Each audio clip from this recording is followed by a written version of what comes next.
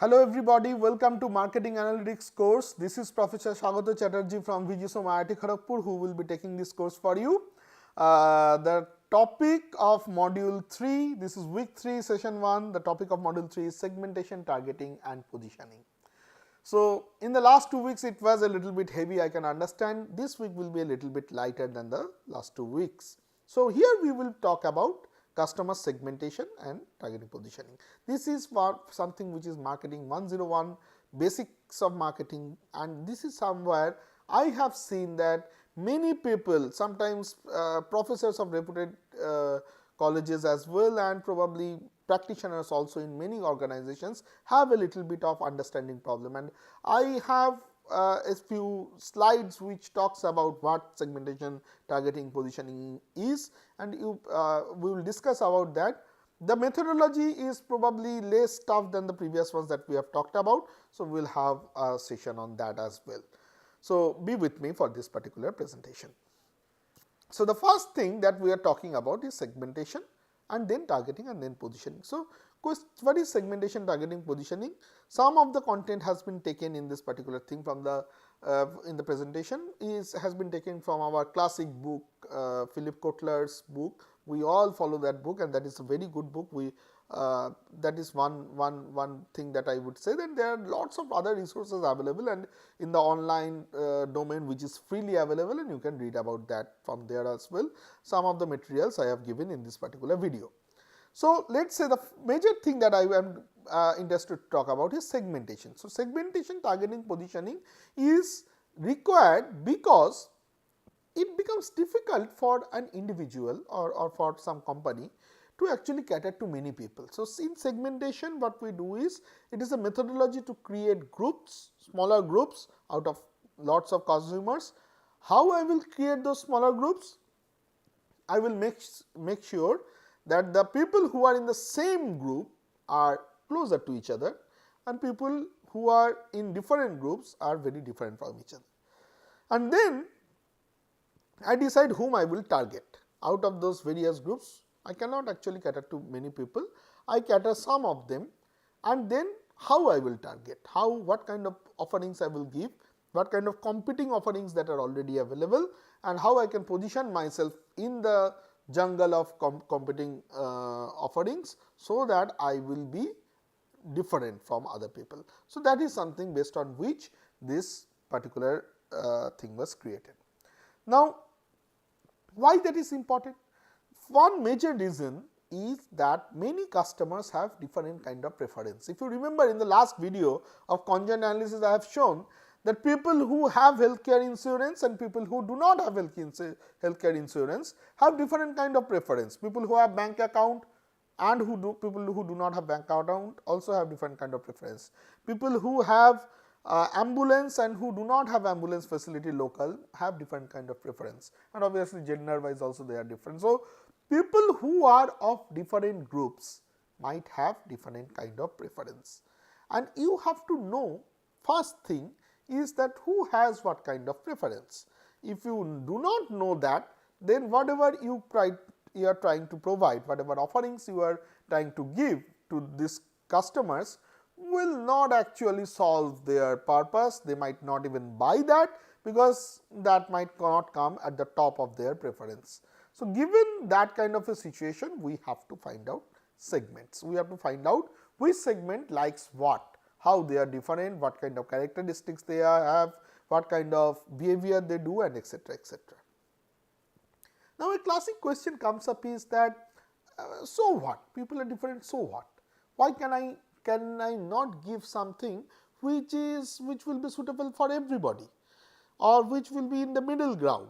So, why can I actually ask for a truce and say that okay, you all of you guys come together, and whatever is the middle path, I will follow that. The problem of that kind of a methodology is something that I will be going to tell now. So, let us assume that you are talking about two groups, and you just close your eyes and think about that whether you like cold coffee or hot coffee. So, some of you, or let us say iced tea or hot tea, which one you prefer most? So there will be some people in my audience who actually like hot tea, and there will be some other people who will like iced tea. And let's say I take a pool and find out that okay, in my student base that I have 70% people who prefer hot tea and 30% people who prefer iced tea. And then during the day when the exam will happen, I thought that I will actually give a tea treat to my students. So what I decided that okay, why don't I give 70%? So I make 7 liters of hot tea with 3 liters of iced tea, mix them up and find out something and then give it to you. That should be preferred, because that is the middle path. That is how preference has been shown. Now that will become a lukewarm tea, and that is something that you might not like. None of you, the hot tea guys, will probably go to a hot tea, they will probably pay 10 rupees and get hot tea from a local vendor, and the iced tea guy will pay 30 rupees and get a probably iced tea, and nobody will have my drinks, though they are free. Though I am giving you lukewarm tea free of cost, probably will go there, because nobody wants that middle path. Middle path does not work, as simple as that. Now then I can choose any one of you. I can choose 70 rupees, 70% guys or 30% guys. Now I have a small problem here. Now first of all is that there is a hot tea and iced tea. There are two different preferences that I have to understand. Now I cannot create, I do not have the setup, or I do not have the capital to create both iced tea and hot tea. If I have that setup, that is the best option. Those who likes hot tea, they will raise their hand and I will give them hot tea. Then I will ask who likes iced tea, you will raise your hand and I will give you iced tea. Or probably I will have both the options in my hotel, and you come and pay a little bit of money and decide which one you like to have. The problem is that in most of the cases we do not have that much of resources available, that much of expertise available to actually cater both the segments or multiple segments. Then I have to choose one segment. Now how will I choose? 70% prefers hot tea, 30% prefers iced tea. Should I give a hot tea? Common sense says yes, but a little bit of more common sense says that depends. What is the depends? This is a classic thing that we managers say, depends. What depends on what? It depends on the very first thing is the price. That even if what is the price of 1 cup of hot tea? 10 rupees. What is the price of 1 cup of iced tea? Let us say 40 rupees or something like that, 30-40 rupees. So then whether 10 rupees, and then comes margin. It is not exactly on price, it is on margin, that in that 10 rupees you might have 2 rupees of profit or 3 rupees of profit. And in this case probably you have if it is 30 rupees, you might have probably 20 rupees of profit, I do not know. So if that kind of a margin is also different, then 3 rupees into 70 people and 20 rupees into 30 people, which one is higher than the other? That becomes one thing.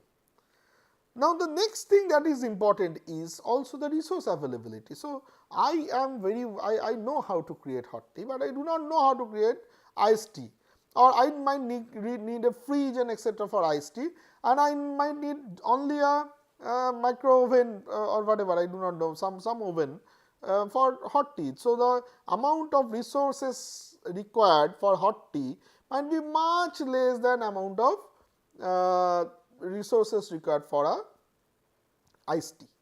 So that becomes also one issue when you try to decide that whether you will sell hot tea or iced tea. So all of this together creates a problem, and that is what we are trying to solve using segmentation, targeting and positioning. So as I have shown here, there are two segments, yellow segment and blue segment. Yellow segment prefers attribute 1, which is price. Yellow segment, so beauty wise both are same probably, and the preference is a little bit more for the yellow segment than the blue. Blue segment is price sensitive and yellow segment is durability sensitive. So preference given to various attributes, importance given to various attributes for these two segments are different. It is absolutely like whether you have healthcare insurance or not, that kind of a segment that we talked about in week 2. So there are majorly 4 ways how to do segmentation. So one thing that we have to understand properly, that segmentation is the process and segments are the outcome. So, if somebody asks you to create segments, you do not say that okay, it has to be a geographical segmentation or demographical segmentation and so on. You have to give me the outcome, the segments. So, you have to tell about what exactly this person is, what is his preference, what is his profile. If you create a human being, how will he lie, how will he behave, what will he wear, and etc. etc. Those kind of details has to be given when I talk about segments. When I talk about segmentation, then you can talk about okay, it's a demographic segmentation or whatever. So, majorly there are 4 segmentation methods: characteristics of the customers, demographic. So, we have created 2 more, demographic and geographic, both are characteristics of the customer, benefits sought by them, and systematic product related behavior. So, benefits sought by them is actually psychographic, and then systematic product related behaviors is behavioral. So, there are 4 types of segmentation, and when I am talking about systematic product related behavior, that can be different based on the purchasing behavior and based on the channel choice kind of behavior also. So, it can be so many behavior that you can track. So, as I told, based on what is market segment, a group of customers who share a similar set of needs and wants, and you should also understand, and they say different sets of needs and wants from different segment. That is something that also important. So, they are similar within and different outside. So, that is something that is important, and then these are the 4 methods as I told: geographic segmentation, demographic segmentation, psychographic segmentation, and behavioral segmentation. Now, this is where I actually, and I will talk about many things here, that out of this 4 segmentation, people, the marketing analytics people or people who have worked on database marketing and etc. with lots of data, they say that the previous 3 segmentation. So, as we have more and more data about a customer B, and if I can track the customer through the cookies, how he works in the online world, in the www world, or how he behaves in my retail store, if I can track based on the overhead cameras, or let us say if I can have his purchasing behavior, all of these things if I have, then the segmentation should be done on based on the behavioral data. So, you should ideally, for all the marketing analytics purpose, if you have been asked to do a segmentation, you should do segmentation based on behavioral. Why? Because that is the thing that you do not ask somebody, that is the thing that nobody can manipulate, that is, or less can be very difficult to manipulate. That is something that is coming out, and that is something that is the closest towards the ultimate outcome. Your ultimate outcome is the purchase. Whatever is closest to that purchase, whatever behavior, is something that is important data. We will do all our segmentation and etc. based on that. And once we have created the segmentation, understand the technology, understand what I am trying to say. So, once I have done the segmentation using behavioral segmentation, I will name the segments using the geographic, demographic, and sometimes psychographic profile. I will do the segmentation based on behavioral segmentation. This is something is different from the classical marketing professors what they say or other practice. But in the industry, this is what people actually do, that we do the segmentation based on the behavioral data, and we create segments, and then when I have to identify the segment, if somebody comes in tomorrow and I have to identify whether he is falling in segment A or segment B and segment C, in that I will talk about geographic, demographic, and psychographics.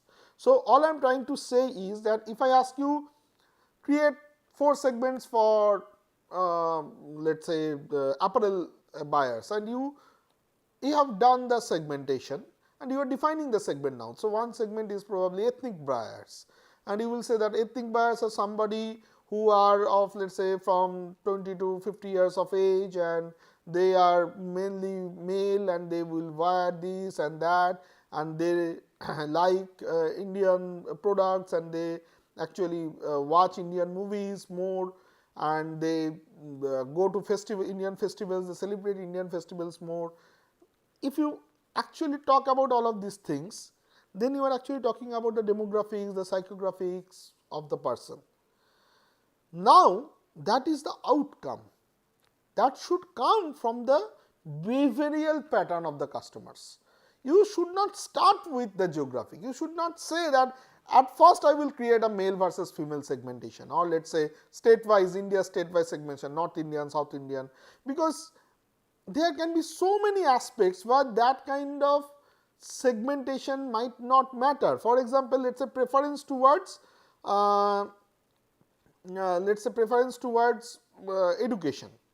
Okay. So, whether you prefer a English medium school or a or whatever your local language, that medium school, that in that kind of a situation, probably whether you are North Indian or South Indian might not matter. Everybody who are middle class, upper class and etc. might prefer a English medium school, because that there are certain things. So, in that case, probably gender is also not a very important variable. The moment so all I am trying to say is that if you do a gender based segmentation, or if you do a geographical segmentation, that might not be relevant. So, what is relevant is the data that comes from the behavior.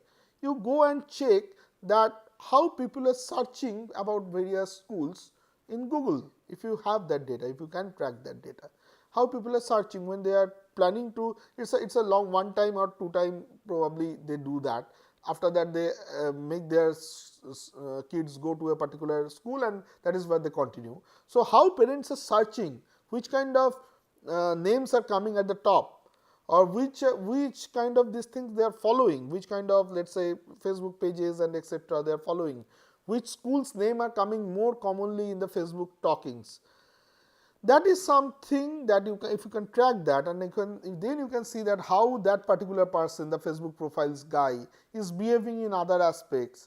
Then you will know that how I can do behavioral segmentation. Other kind, let us say you can also do, let us say I have my customers who are already there in my school, all my students in this case. You should not say customers, they are students, but if you they are not for profit making. But let us say in a other situation, if it is hospital and etc., which is a profit making organization, or there can be some other services, let us say airlines, which is a profit making organization, then you can actually track the customer's behavior, that okay, so what kind of tickets he is buying, whether he is actually reacting to my promotional offers, whether he is buying in certain routes, whether he prefers only non-stop airlines, or he also prefers some one or two stoppages in between if the prices are low. How much is the price sensitivity? All of these things are behavioral data, the price sensitivity, the preference towards one stop or two stop, or the or whether he only travels during the holiday seasons or the festival seasons and etc. All of this data is behavioral data. So, we can track that, and then I can see that okay, people who are traveling during the holidays, whether I can go back and check their geography from where to where they are traveling.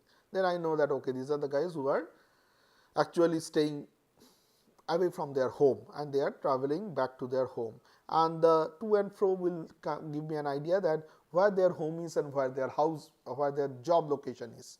So, that kind of thing can be done after you create the segmentation, that these guys are holiday travelers or probably festival travelers, and then there can be certain travelers who are, let us say, business travelers who travel only for 2 days, 3 days and some distance and then come back. So, the travel durations are small but very frequent.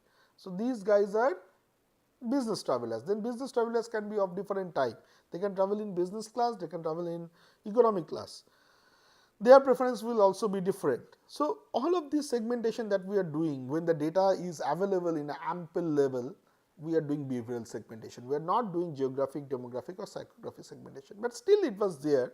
So, what is demographic segmentation? We can do segmentation based on age, life stage, gender, income, generation, race and culture, and so on. For demographics, for geographic, we also do based on country, region, country size, city or state, which kind of state, etc. For behavioral, we do like type of purchase decision or decision making practice, decision making unit, and etc. And what kind of decision maker you are, whether you are an initiator or whether you are the final purchase maker, and etc.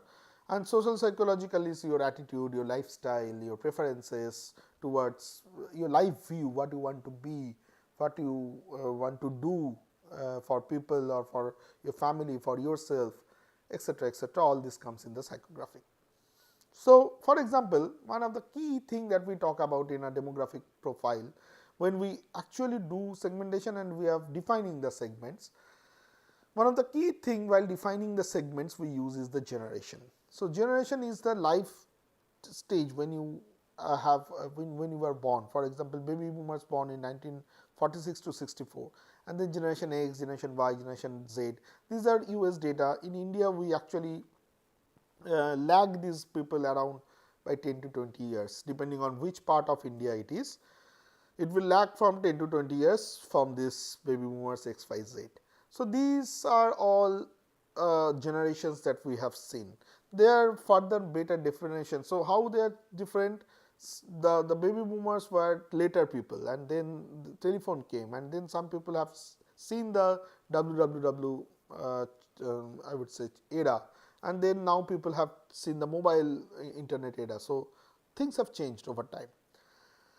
And we also talk about cohort. What is cohort? Cohort is something where people have similar kind of life experiences. It is not about when they were born or when they are not born. It is about whether they have had similar kind of life experiences or not. For example, there is a depression cohort, there was a World War II cohort, and there is a World War I. So, their born was a little bit ahead of that, but when they came to age, when they become consumers, what they experienced is something that matters. So, for example, let us say I and somebody else who have born in different time period can be in the same cohort if we are from different country. So, for example, India is lagging, as I told that India is lagging a little bit. So, India's guy who is 20 years age and some other less developed countries guy who is of 40 years age might be experiencing this thing at the same time, some facilities at the same time. So, they are in the same cohort. So, depression cohort, post-war cohort, boomers, Gen X, Gen Y cohort. Gen Y cohort are people who are millennials. So, who were born in 1997 to 1977 to 1997, and they came to age in around 90s or 2000. They have seen the 2K problem, and they had their share of population is very high. 30% of the overall population are these people.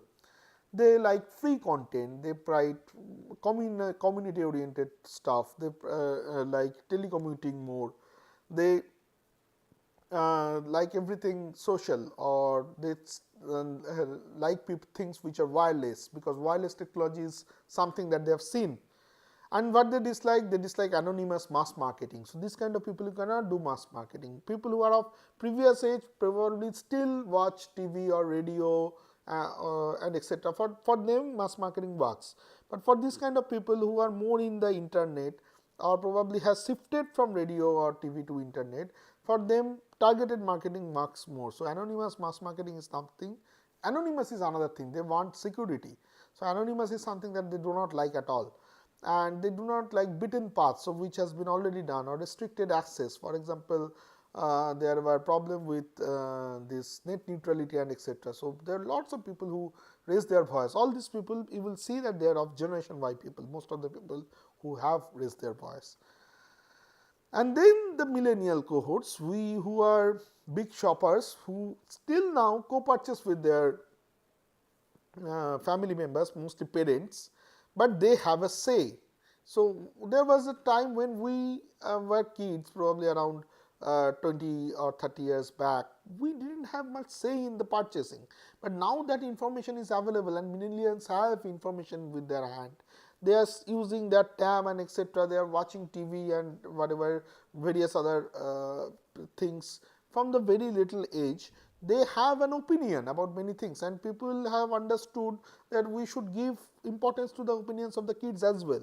So they, when they have opinions, they are co-purchasing with their parents, true, but they are putting their say in what they will buy and they will not buy. So this kind of behavior is matter. So whether they were born, whether they are male or female doesn't matter, but they have an opinion. This is something, this is a behavior that matters.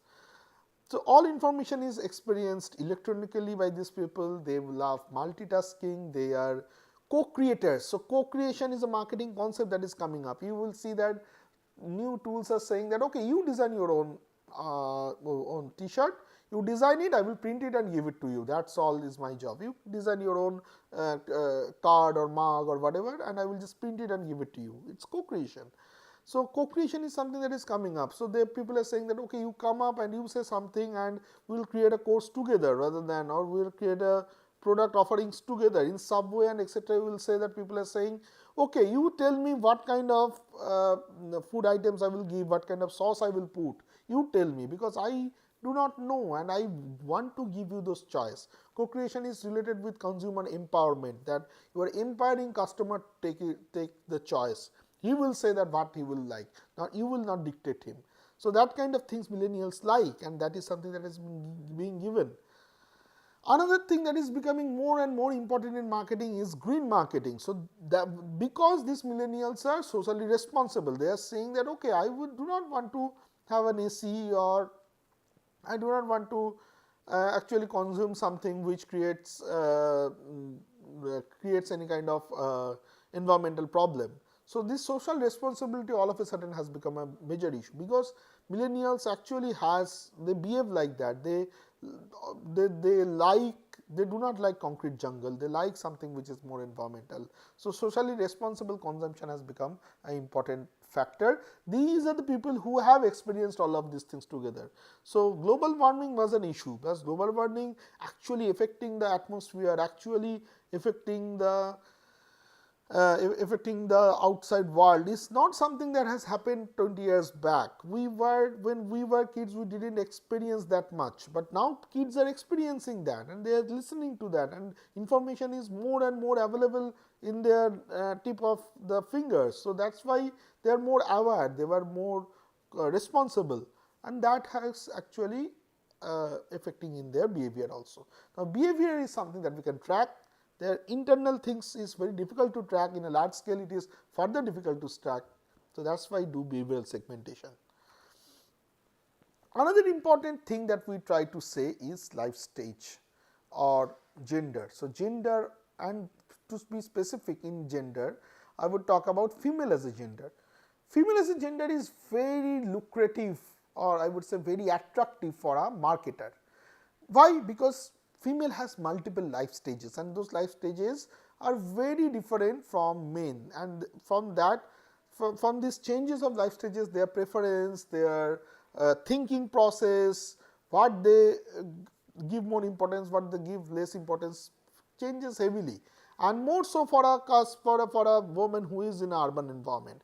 For example, when he is a singleton, no spouse, no children, under 45, then he goes for a marriage. So under 45 is not the case for India. In India, it's probably under 25, and then he goes for a marriage. So pre-marriage, and even probably when you are a kid versus when you are a teenager, male versus female face those teenage related issues, and they have a different life experience, different kind of views about the life. You will see that women become very mature. There are difference between how a male child and a female child gets the maturity level in terms of cognitive ability, emotional quotient, and etc. All of these things also impacts their behavior. Then when you marry, and then all of your decisions, all of a sudden from me oriented, it becomes we oriented. So composite relationship or spouse, at this point you do not have a relation, do not have a kid, but you try to take decisions which is good for both rather than one single person, and it is seen more for female than male. It has been very well researched that Female are more community oriented, male are more, I would say, independent in that way. So female decisions are always we decisions, and that is something that marketers actually capture. You will see lots of ads like Saffola ad.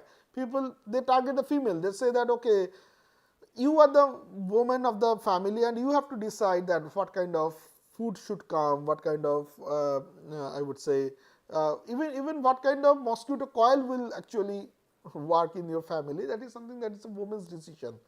One thing is they are homemakers, another thing is they are a we people. So they actually do not think about themselves, they think about many people.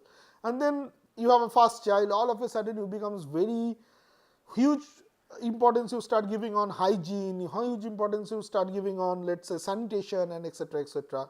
Then children goes to school, your time, so in the time crunch is high here, the time crunch goes down here, your probably your I would say evenings are more free, not evenings, at least the afternoons are more free.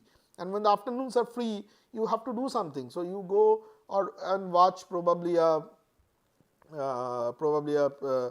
TV serial or go and shop or you work. So you have to actually create solution, or you have to think that this kind of a, there is some open space that is available and how I can capture that open space of that person, and probably some I would say some amount that they are willing to pay for that open space also, open time space I am trying to say. That is something that the marketers identify. And then kids become independent. Sometimes the second kid comes up. If the second kid comes up, the level of, I would say, importance on sanitation and hygiene that you have given in the first kid is not so strong in second kid, because in second kid's case, you know. So for example, when I will give a personal example. When I had my first kid, probably I have only one kid. When I had my kid, my wife, when she was deciding that whether we'll go to travel in some place, the major important factor for her to choose the hotel was nothing else but the food, whether she can go and cook in the kitchen or not. Now big hotels will not give you that options probably, but all these bed and breakfast kind of things will give you that option. So this is something that big hotels can think about, that if they have to capture this kind of people, they should give the option of, if somebody wants to come into the kitchen properly and then want to make his own food, they should give that option also. That, because otherwise people like us will not go to a big hotel, will go to a good bed and breakfast when we have a small kid, because that is something that is most important for a mother who is a mom of a first kid. Then who are mom of second kid probably will not be that much focused on the kids' preferences, because he knows that, okay, it will manage. I have experienced it. It's not so scary anymore. I will manage it. So all I'm trying to say is women life stage is very important thing. At one point of time, Thomas Cook, is not there anymore. They actually created a holiday package targeted towards women. So cooking classes, cycle trails, spas, and then this women group, the group of women who will actually avail these services, depending on the group, depending on the age and preference and etc. of the behavior of the woman, the offerings are also different. So cooking class is not something that a young woman will want to have, very young or very college going woman group will want to go for a spa probably, or probably want to go for some pubs and etc etc. Some liquor testing and etc etc. On the other hand, a woman who is more a family person, some 4 or 5 people, or probably elderly persons might want to go to historical places or places which are more religious, and middle-aged people might want to go for cooking classes and cycle trails and etc. So depending on which kind of woman you are, which age group, which life stage and etc. So all of these things I am talking about, that these are all geographical segmentation, but it's actually geographical segments. The behavior are similar, and you are creating segments like this based on geography, based on demography and etc. So I will stop at this point and I will continue on discussing about segmentation methods and targeting positioning in the next video. Thank you for being with me. We'll continue in the next video.